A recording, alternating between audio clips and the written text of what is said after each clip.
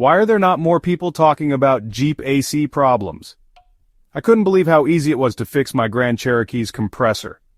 Here's what you need to know. First, double-check that your AC is set to max cold and the fan is on. If nothing happens, pop the hood and look for the AC compressor. It's the round part with a belt attached.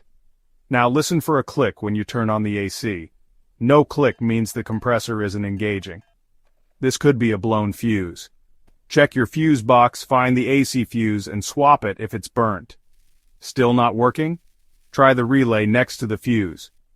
If you hear a click but still get hot air, your system might be low on refrigerant. You can buy a recharge kit at any auto store.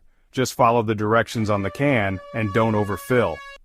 If none of these steps work, your compressor could be faulty.